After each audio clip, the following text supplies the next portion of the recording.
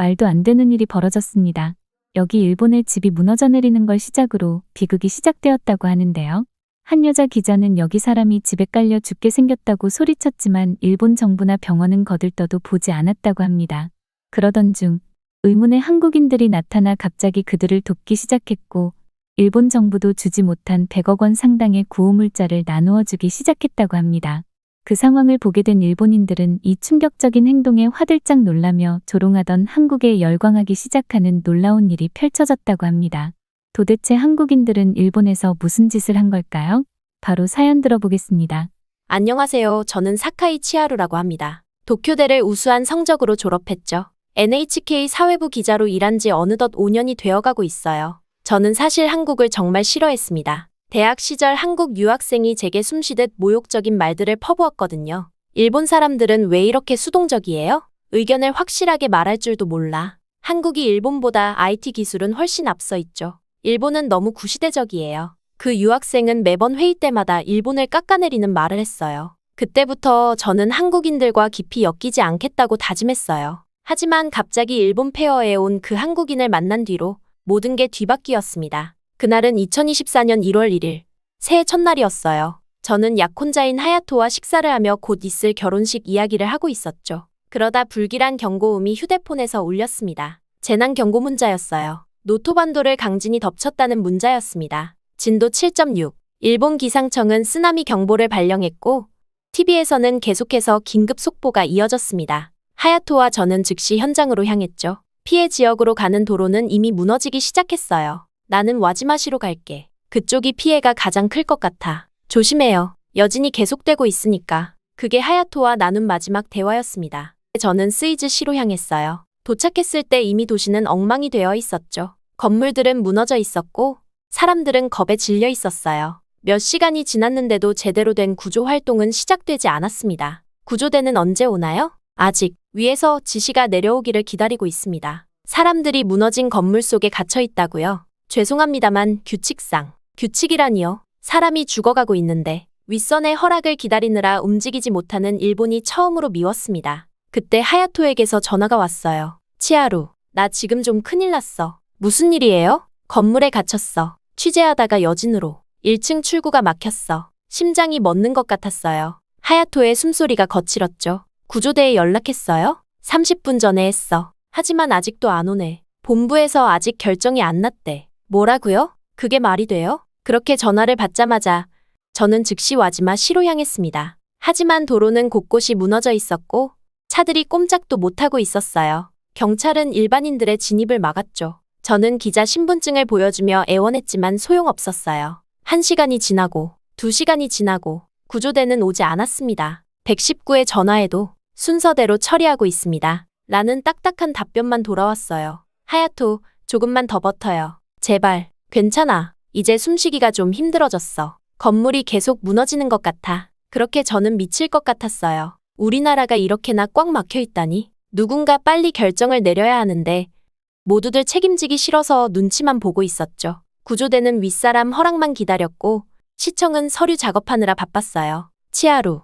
우리나라가 이러면 안 되는데. 하야토의 목소리는 점점 약해졌어요. 그는 마지막까지도 기자였습니다. 세상의 잘못된 점을 지적하는 것을 잊지 않았죠. 이렇게 큰 지진인데 왜 우리는 준비가 안 되어 있었지? 왜 이렇게 늦장 부리는 거야? 그게 하야토의 마지막 말이었습니다. 통화가 끊기고 더 이상 연락이 되지 않았어요. 구조대가 도착했을 때는 이미 새벽이었습니다. 6시간이나 걸린 거예요. 단 한 사람을 구하는데 6시간이나. 하야토는 건물 잔해 속에서 발견됐어요. 마지막까지 그의 손에는 녹음기가 쥐어져 있었죠. 취재 수첩에는 마지막으로 이런 글이 적혀 있었다고 해요. 지진 대응이 너무 늦다. 현장에서 지휘할 사람이 없다. 아무도 결정을 내리지 않는다. 결국 저는 장례식장에서 참을 수 없는 분노가 치밀었어요. 하야토는 죽지 않아도 됐습니다. 우리나라가 이렇게 꽉 막혀 있지만 않았더라면, 누군가 빨리 결정하고 행동했더라면 그의 죽음은 우리 사회의 큰 문제점을 똑똑히 보여줬어요. 아무도 책임지려 하지 않고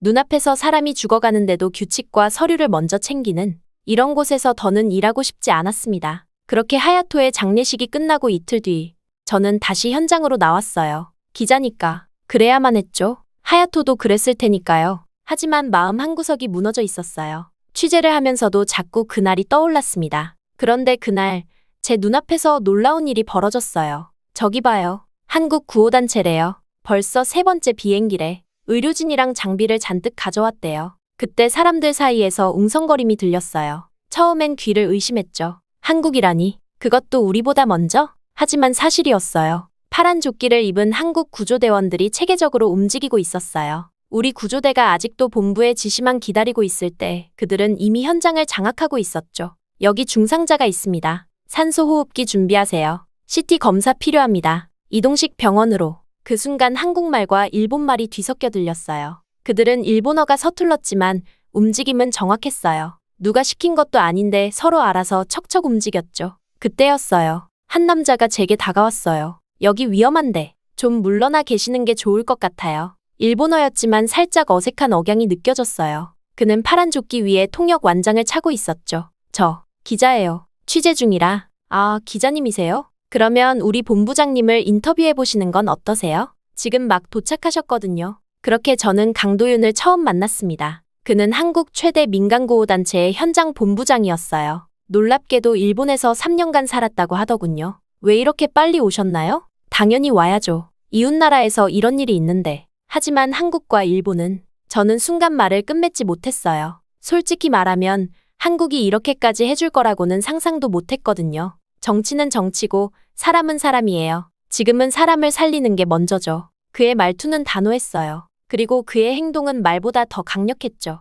어제부터 930억 원이 모금됐어요. 우리 국민들이 자발적으로 보내준 돈이에요. 네? 이틀 만에요? 네, 더 모일 것 같아요. 사람들이 정말 걱정하고 있거든요. 순간 믿기지 않았어요. 우리나라 뉴스에서는 늘 한국이 반일 감정이 심하다고 했는데 이게 정말 사실일까요? 한국은 재난 대응 시스템이 이렇게 잘 되어 있나요? 시스템이라기보다 그냥 빨리 움직이는 게 몸에 배어서요. 한국은 재난이 나면 모두가 하나가 되거든요. 도윤 씨의 팀은 정말 빨랐어요. 1시간도 안 돼서 이동식 병원을 세웠고 중상자들을 치료하기 시작했죠. 의료진들은 쉬지도 않고 일했어요. 좀 쉬세요. 벌써 12시간째인데 아직 괜찮아요. 더 많은 사람을 살릴 수 있을 것 같아서요. 그들은 제가 아는 한국의 모습과 달랐어요. 시끄럽지도 이기적이지도 않았어요. 오히려 우리보다 더 조용히 더 효율적으로 움직였죠. 매일 밤 본부에서는 회의가 열렸어요. 다음 날 어디를 지원할지, 무엇이 더 필요한지 모두가 자기 생각을 자유롭게 말했고 결정은 빠르게 이루어졌죠.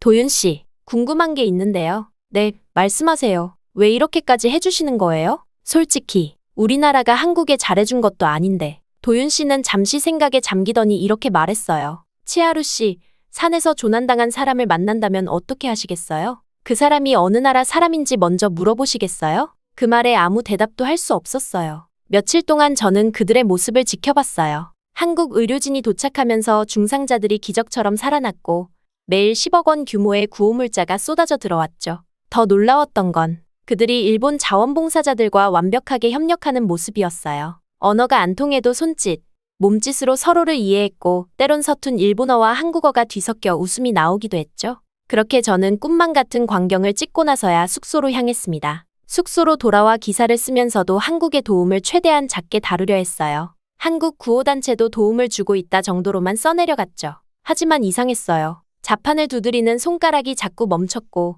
화면 속 글자들이 저를 비웃는 것만 같았어요. 쓰고 지우기를 수십 번.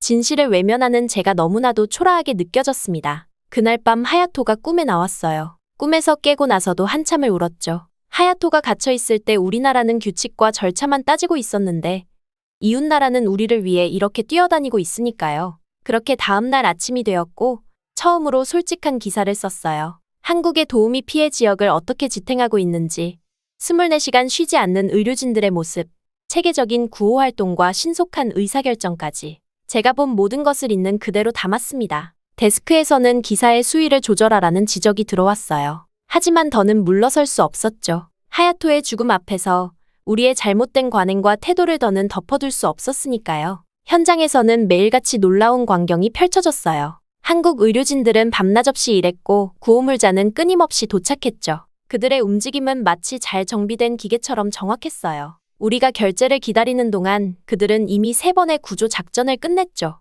우리가 회의를 하는 동안 그들은 벌써 다음 마을로 향하고 있었어요. 특히 기억에 남는 건 한밤중의 구조 현장이었어요. 여진으로 또 다른 건물이 무너질 위험이 있었죠. 우리 구조대는 안전진단을 기다리고 있었지만 한국 구조대는 바로 움직였어요. 위험을 감수하고 들어가 3명의 생존자를 구해냈죠. 그때 깨달았어요. 규칙과 절차도 중요하지만 때론 과감한 결단이 생명을 구한다는 걸요. 또한 한국인들의 모금 소식을 들을 때마다 마음이 복잡했어요. 930억 원이라는 돈은 단순한 숫자가 아니었죠. 그건 우리를 향한 따뜻한 마음이었어요. 과거의 아픔을 뒤로하고 어려운 이웃을 돕겠다는 의지였죠. 어릴 때부터 자연스럽게 쌓아온 편견들이 하나둘 깨져나갔어요. 한국이 일본을 무조건 미워한다고 생각했던 제가 부끄러워졌고, 우리가 도와줘도 고맙다는 말도 없다고 했던 부모님의 말씀도 이제는 달리 들렸죠. 그동안 제가 얼마나 한쪽으로 치우친 시선으로 세상을 보고 있었는지 깨달았어요. 제가 쓴 기사는 방송국 내부에서 큰 논란이 됐어요. 편집회의에서 기사가 방송사의 논조와 맞지 않는다며 전면 수정하라는 지시가 내려왔죠. 그 순간 속에서 뜨거운 것이 올라왔어요. 하야토가 그토록 싫어하던 모습이었으니까요. 진실을 외면하고 불편한 현실을 덮어버리려는 우리 언론의 모습이요. 회의실에서 나오면서 마음이 무거웠어요. 이대로는 안 되겠다는 생각이 들었죠. 며칠 동안 고민하다가 특별 기획안을 제출했어요. 한국의 재난 대응 시스템을 직접 취재하겠다는 내용이었죠. 우리가 놓치고 있는 것, 우리가 배워야 할 것들을 현장에서 찾아보고 싶었어요. 처음엔 당연히 거절당할 거라 생각했어요. 하지만 의외로 기획안은 통과됐죠. 아마도 지진 이후 시청자들 사이에서도 한국의 빠른 대응에 대한 관심이 커졌기 때문이었을 거예요. 밤하늘을 보며 생각했어요. 하야토가 그토록 바라던 것처럼 이제는 진실을 제대로 마주하고 있다고요. 매일 밤 늦게까지 일하는 한국 의료진들, 가방 가득 구호물품을 나르는 자원봉사자들. 그들을 보면서 제 생각이 잘못됐다는 걸 조금씩 인정하게 됐어요. 이제 저는 더 깊이 알고 싶어졌어요. 그들의 빠른 행동력과 결단력이 어디서 오는지, 위기 앞에서 하나가 되는 그 힘이 무엇인지, 그리고 어쩌면 그곳에서 우리나라가 변할 수 있는 답을 찾을 수 있을지도 모르겠다는 생각이 들었어요. 그렇게 저는 한국행 비행기 티켓을 끊었고 한국으로 향했습니다. 그날은 비가 쏟아지던 밤이었어요. 취재차 한국에 온 지 3일째.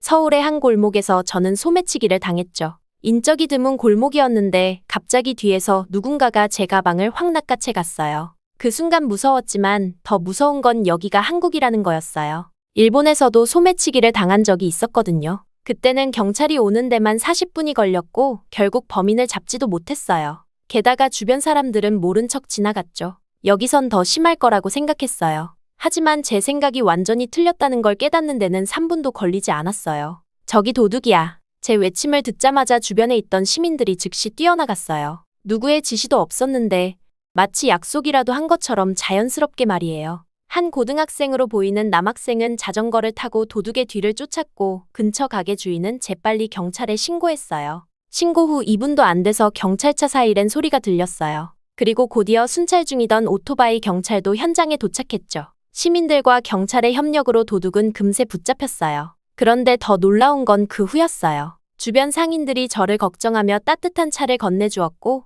무서웠을 거라며 위로해 주었어요. 경찰은 영어가 가능한 직원을 즉시 투입해 제 진술을 정확하게 들었죠. 마치 오래된 이웃들처럼 자연스러운 그 모습들이 제 가슴을 울렸어요. 근처 경찰서에서 진술을 마치고 나오는데 아까 자전거로 쫓아갔던 학생이 기다리고 있더라고요. 혹시 필요한 게 더 있냐며 이게 정말 한국인가 싶었어요. 제가 알던 한국은 무질서하고 위험한 나라였는데 그렇게 숙소로 돌아오는 길에 생각이 많아졌어요. 지진 당시가 자꾸 떠올랐거든요. 한국 구조대가 그토록 빠르게 움직일 수 있었던 건 결국 이런 일상에서 비롯된 게 아닐까요? 누가 시키지 않아도 서로 돕는 게 당연하다고 여기는 문화, 신속한 대응이 몸에 밴 시스템. 그날 밤 창밖의 서울 거리를 바라보며 생각했어요. 제가 본 건 단순한 치안 시스템의 차이가 아니었어요. 그건 삶을 대하는 자세의 차이였죠. 사람이 먼저고 규칙이나 절차보다 행동이 앞서는 곳. 하야토가 살아있었다면 이런 곳이었을까? 그렇게 저는 도쿄로 돌아오는 비행기 안에서 멍하니 창밖을 바라봤어요.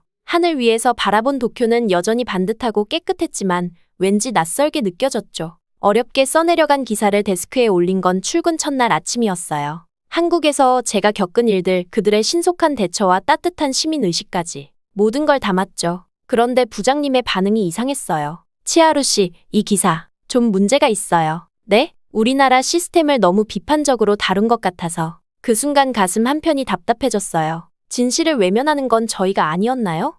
하야토가 살아있었다면 그가 갇혀있던 그 시간에 우리처럼 절차만 따지고 있진 않았을 텐데. 순간 사무실로 돌아와 모니터를 멍하니 바라봤어요. 화면 속엔 제가 5년 동안 써온 기사들이 가득했죠. 사회 문제를 다룬다고 자부했지만 결국 아무것도 바꾸지 못했어요. 모두가 납득할 만한 수위로 맞추다 보니 날카로움은 사라지고 그저 무난한 기사들만 남았더라고요. 창밖으로 보이는 도쿄의 밤거리는 여전히 고요했어요. 질서정연하게 줄 서 있는 사람들, 빨간불에 멈춰 서 있는 차들. 모든 게 규칙적이고 안정적이었죠. 하지만 그 안정감이 불편하게 느껴졌어요. 우리는 너무 많은 걸 규칙이란 이름으로 포기하고 있었나 봐요. 하야토가 그토록 바꾸고 싶어 했던 것도 이런 거였겠죠? 밤늦게까지 사무실에 남아 고민했어요. 한국에서의 이주가 자꾸 떠올랐거든요. 그곳에선 규칙보다 사람이 먼저였어요. 위험한 순간에 서로를 돕는 게 자연스러웠고 옳은 일을 위해선 절차 따위 과감히 무시했죠. 저는 퇴근길에 우연히 하야토와 자주 가던 선술집에 들렀어요. 그날따라 유독 그 사람이 그리웠거든요. 하야토, 난 이제 여기서 일하면 안 될 것 같아. 그렇게 저는 술잔을 기울이며 혼잣말처럼 중얼거렸어요. 옆자리에서 누군가 웃고 떠드는 소리가 들렸지만 제 귓가에선 하야토의 마지막 음성이 자꾸만 맴돌았어요. 다음 날 사직서를 썼어요. 손이 떨렸지만 마음은 이상하게 편했죠. 부모님은 분명 반대하실 거예요. NHK 기자라는 안정적인 직장을 포기하는 게 얼마나 큰 모험인지 잘 알아요. 하지만 이대로는 안 될 것 같았어요. 그렇게 부모님 댁을 찾아간 건 휴직계를 낸 다음 날이었어요. 한국으로 간다는 제 이야기에 아버지는 말없이 자리를 피하셨고 어머니는 한참을 우셨죠. 치하루, 내가 미쳤구나. NHK를 그만둔다고? 한국에 간다고. 네, 제가 정말 하고 싶은 일을 찾은 것 같아요. 하고 싶은 일? 여기서도 얼마든지 할 수 있잖아. 식탁 위에는 차가운 녹차만 남아 있었어요. 어머니는 제 손을 꼭 잡으시더니 울먹이며 말씀하셨죠. 내가 그렇게 키운 게 아닌데 우리가 뭘 잘못했니? 순간 가슴이 아팠어요. 하지만 전 이미 결심한 뒤였어요. 하야토의 죽음 이후로 더는 도망치고 싶지 않았거든요. 그가 끝내 못 이룬 꿈, 진정한 저널리스트로서의 삶. 이제는 제가 그 꿈을 이어가고 싶었어요. 어머니, 전 잘못된 걸 보고도 모른 척하는 기자가 되기 싫어요. 우리나라가 변해야 한다는 걸 알면서도 침묵하는 기자로 살고 싶지 않아요. 그제야 어머니의 표정이 조금 누그러졌어요. 아마도 제 눈빛에서 결심을 읽으셨나 봐요. 언제 가니? 다음 달이요. 그때까진 한국어를 더 공부하려고요. 돌아올 거예요. 꼭 성공해서 우리나라도 변할 수 있다는 걸 보여드릴게요. 그렇게 저는 퇴근 후엔 매일 한국어 학원에 다녔어요. 처음엔 낯설기만 했던 한글이 조금씩 눈에 들어오기 시작했죠. 한국 드라마를 보면서 발음을 따라하고 한국 뉴스를 들으며 귀를 훈련시켰어요. 매일 밤 컴퓨터 앞에 앉아 한국 방송국 채용 공고를 검색했어요. 영어로 된 국제부 리포터 모집 공고를 발견했을 땐 심장이 터질 것 같았죠. 밤새워 자기소개서를 쓰고 또 썼어요. 제가 왜 한국에서 일하고 싶은지, 어떤 기자가 되고 싶은지, 저는 그렇게 떨리는 마음으로 지원서를 제출했어요. 면접 제안을 받은 건 일주일 뒤였죠. 저를 부르는 이유가 단순한 호기심은 아닐까 걱정도 됐어요. 일본 NHK 출신 기자의 이직 이런 식의 가십거리로만 볼까봐. 하지만 면접에서 만난 한국 방송국 국제부장님의 첫마디는 달랐어요. 치하루 씨가 쓴 지진 당시 한국 구조대 관련 기사들을 봤습니다. 매우 인상적이었어요. 그 순간 눈시울이 뜨거워졌어요. 제 기사를 읽어주신 분이 있었다니. 게다가 한국에서 저희는 지금 일본과 한국의 가교 역할을 할 수 있는 인재가 필요합니다. 양국의 진짜 모습을 전할 수 있는. 그렇게 성공적으로 면접을 마치고 나오는 길. 하늘이 유난히 높아 보였어요. 이제 시작이겠죠? 어쩌면 실패할지도 모릅니다. 하지만 이번엔 제가 진심으로 원하는 길이라는 생각이 들었죠. 하늘을 보니 문득 지금까지 제게 있었던 일들이 주마등처럼 스쳐 지나갔습니다. 어릴 때부터 한국을 싫어했던 제가 이제는 한국에서 새로운 삶을 시작하려 한다니. 이런 변화가 제게 올 거라고는 꿈에도 생각하지 못했습니다. 하지만 인생이란 게 참 이상해요. 우리가 미워하고 거부하던 것 속에 답이 있을 수도 있다는 걸 이제야 알았어요. 처음 지진이 일어났을 때 저는 일본의 시스템이 얼마나 느리고 무기력한지 뼈저리게 느꼈어요. 규칙과 절차라는 이름으로 우리는 얼마나 많은 것들을 놓쳐왔을까요? 하야토는 그 시스템의 희생양이었어요. 하지만 한국은 달랐어요. 그들은 행동이 먼저였고 사람이 우선이었죠. 소매치기 사건에서 보여준 시민들의 자발적인 협력, 경찰의 신속한 대응. 모든 게 생명을 먼저 생각하는 마음에서 비롯된 거였어요. 우리가 질서라고 믿었던 것은 어쩌면 두려움이었을지도 모르겠어요. 실수할까봐, 책임져야 할까봐, 나서면 안 된다는 이상한 믿음. 그런 것들이 우리를 움직이지 못하게 만들었던 거예요. 이제는 알 것 같아요. 진정한 변화는 규칙을 지키는 것이 아니라 때론 규칙을 깨트리는 용기에서 시작된다는 걸요. 하야토가 그토록 바라던 것도 이런 거였을 거예요. 더 나은 세상을 위해 목소리를 내고 행동으로 옮기는 그런 용기. NHK를 떠나는 건 쉬운 결정이 아니었어요. 하지만 이제는 확신해요. 진실을 전하는 기자가 되려면 때론 안정적인 울타리를 벗어나야 한다는 거요. 변화는 늘 낯설고 두렵지만 그 속에서 우리는 성장하니까요. 한국으로 떠나는 이 선택이 제 인생의 모든 걸 바꿔놓을지도 모르겠어요. 하지만 이제는 두렵지 않아요. 왜냐하면 이게 바로 제가 찾던 답이니까요. 하야토, 이제야 저는 진정한 기자의 길을 걷기 시작한 것 같아요. 제 이야기는 여기까지입니다. 지금까지 들어주신 모든 분들께 감사의 말씀 전하고 싶어요. 행복하세요.